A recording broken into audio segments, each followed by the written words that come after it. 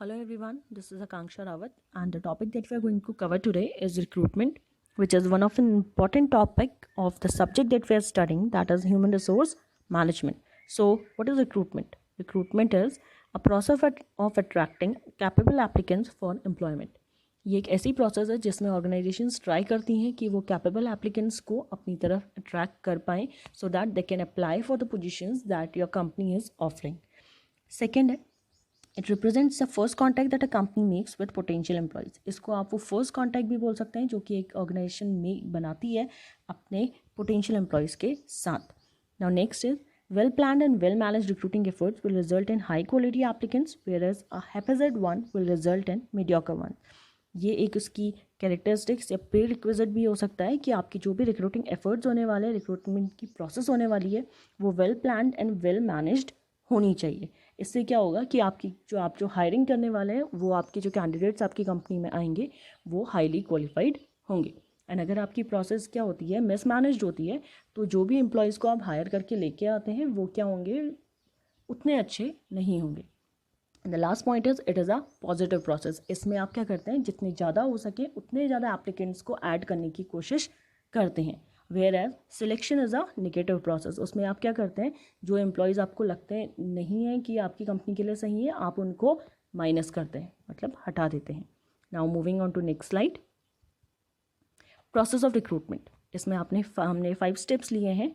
First one is recruitment planning. Planning क्या होती है, deciding in advance what is to be done, how is to be done and for whom it is to be done. तो यहाँ पे आप क्या करते हैं, यहाँ पे आप रिक्रूटमेंट के लिए प्लानिंग कर रहे हैं कि आप रिक्रूटमेंट कितने एम्प्लॉयज़ की करने वाले हैं, किन सोर्सेज के थ्रू आप करेंगे. ठीक है. Next step is strategy development. इसमें क्या होता है, आप स्ट्रैटेजीज डेवलप करते हैं या आप बेटर एम्प्लॉयज़ को अपनी कंपनी का पार्ट कैसे बना सकते हैं, कौन कौन से ऐसे मेथड्स होंगे जिसके थ्रू आप जो भी कैंडिडेट्स हैं उनको अपनी तरफ अट्रैक्ट कर पाएंगे. Next one is searching. इसमें आप क्या करते हैं, एम्प्लॉयज़ को सर्च करते हैं, कैंडिडेट्स को सर्च करते हैं एंड उनको अपनी कंपनी का पार्ट बनाने के लिए उनकी एप्लीकेशंस को इनवाइट करते हैं.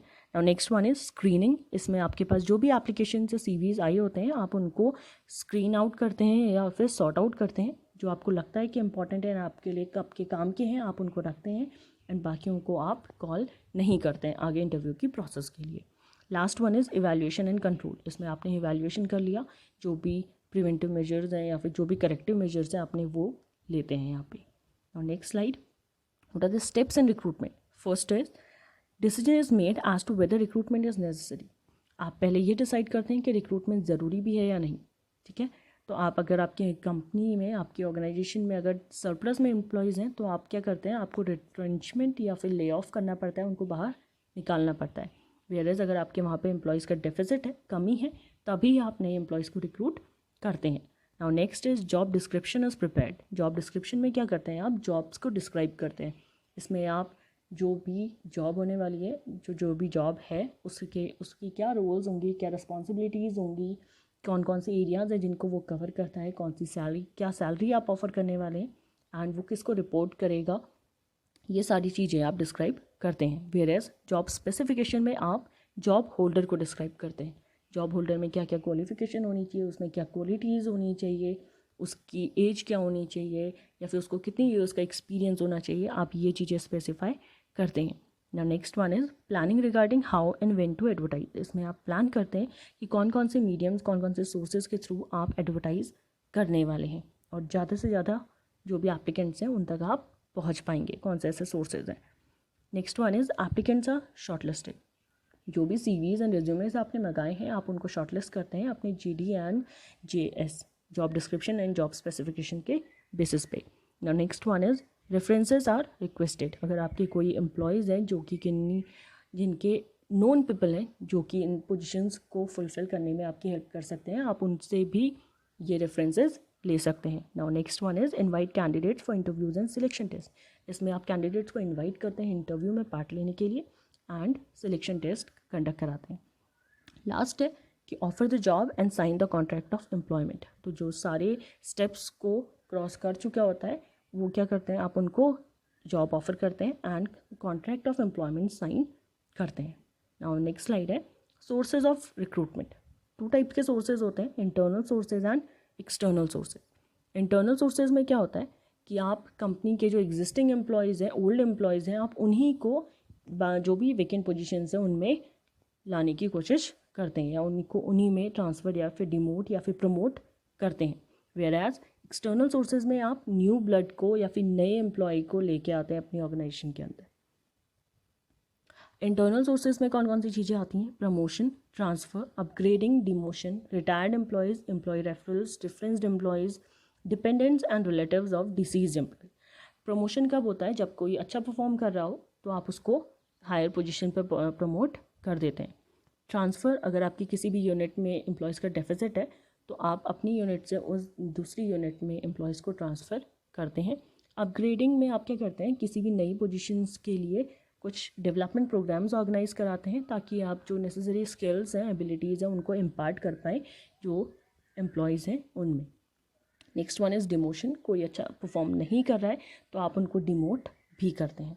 रिटायर्ड एम्प्लॉयज़, अगर कोई एम्प्लॉय आपके वहाँ बहुत अच्छा परफॉर्म कर चुका है, उसका काफ़ी अच्छा रिकॉर्ड रहा है, तो आप उनको क्या कर सकते हैं? जो भी प्लानिंग वाली जॉब्स होती हैं जहाँ पे स्ट्रैटेजीज़ बनानी है, आप उनमें उनको यूज़ कर सकते हैं, दोबारा से हायर कर सकते हैं।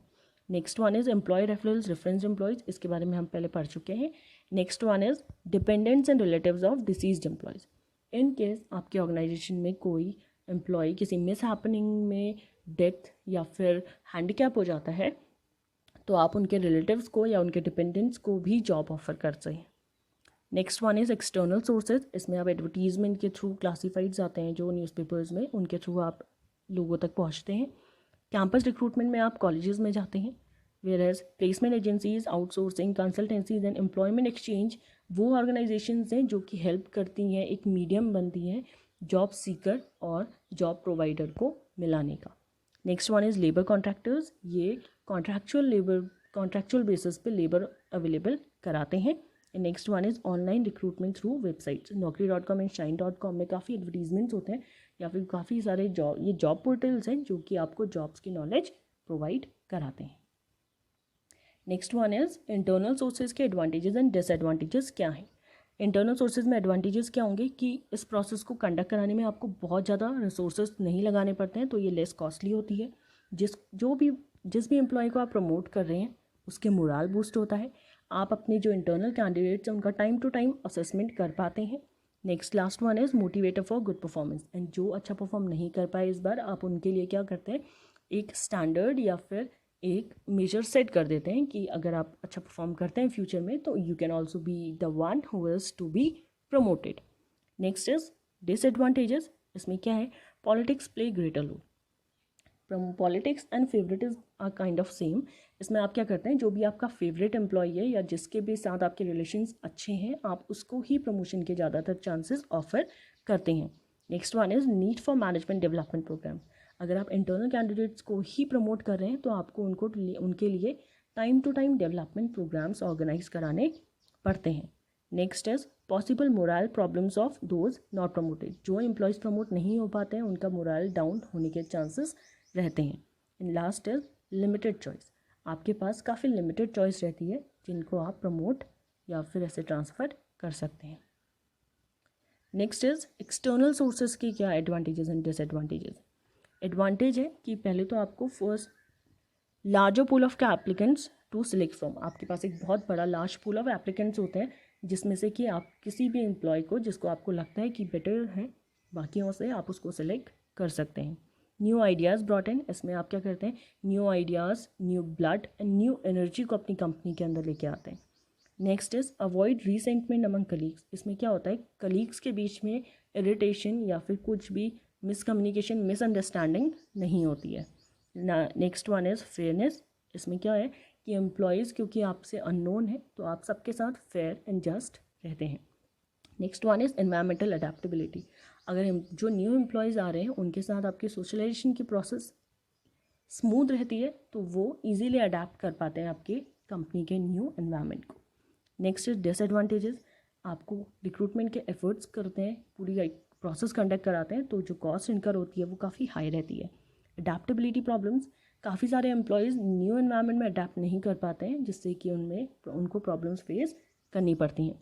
Wrong selection. HR मैनेजर ज़रूरी नहीं है कि हर सिलेक्शन सही हो, तो कभी कभी ये सिलेक्शन गलत होने के चांसेस भी रहते हैं। Next is expensive and time consume. जो ये प्रोसेस है एक्सपेंसिव भी होती है और इसमें टाइम भी कंज्यूम होता है। Next is need for training. अगर आप फ्रेशर्स को अपने वहाँ पे हायर कर रहे हैं तो आपको एक पूरा ट्रेनिंग प्रोग्राम कंडक्ट कराना पड़ता है, ठीक है। Next one is demotivating for old staff. Old staff के लिए ये चीज़ें कुछ थोड़ी बहुत डीमोटिवेटिंग हो जाती हैं अगर न्यू एम्प्लॉयज़ को ज़्यादा बेटर अपॉर्चुनिटीज़ मिले तो। Next is e recruitment, also known as online recruitment. इसमें हम क्या करते हैं, रिक्रूटमेंट जैसा ही है, बस इसमें आप लोग क्या करते हैं कि electronic resources particularly the internet का यूज़ ज़्यादा करते हैं। इसमें लिखा भी है also known as online recruitment is a process of hiring the potential candidates for the vacant job positions using the electronic resource particularly the internet. Internet का use करते हुए आप पोटेंशियल कैंडिडेट्स तक पहुँचने का एक रास्ता या फिर एक प्रोसेस तैयार करते हैं। Next one is the entire process of finding the prospective candidates, assessing, interviewing and hiring them as per the job requirement. इसमें आप इलेक्ट्रॉनिक रिसोर्सेज का यूज़ करते हुए कैंडिडेट्स तक पहुंचते हैं, उनको ढूंढते हैं, उनको टेस्ट करते हैं, इंटरव्यू करते हैं, लास्ट में हायर करते हैं। Generally job vacancies are advertised on the world wide web where the applicants attach their CV or resume to get recognized by the potential recruiters or the employers। इसमें आप क्या करते हैं कि जो जॉब वैकेंसीज़ हैं वो एडवर्टाइज करते हैं world wide web electronic resources में के थ्रू, और एप्लीकेंट्स अपने CV और रिज्यूमे आपको सेंड करते हैं ईमेल आईडीज़ के थ्रू या फिर किसी भी और वेबसाइट के through to get recognized by the potential recruiters और the employers. Next one is advantages क्या क्या है। First is low cost per candidate as compare to physical recruitment process. जो भी कॉस्ट इनकर होती है इस मेथड में वो फिजिकल रिक्रूटमेंट प्रोसेस के कंपैरिजन में काफ़ी कम होती है। Next is wide geographical coverage, that is candidates can be hired from any part of the world. इसमें क्या होती है, आप बहुत बड़े एरिया को बहुत कम टाइम में कवर कर सकते हैं एंड किसी भी एरिया से जो भी कैंडिडेट्स हैं वो आपके लिए आपकी कंपनी में जॉब के लिए अप्लाई कर सकते हैं। Next is less time required in hiring. जो टाइम रिक्वायर्ड होता है हायरिंग में वो काफ़ी कम हो जाता है। Next, easily find the right match for the job by matching CVs with the job profile.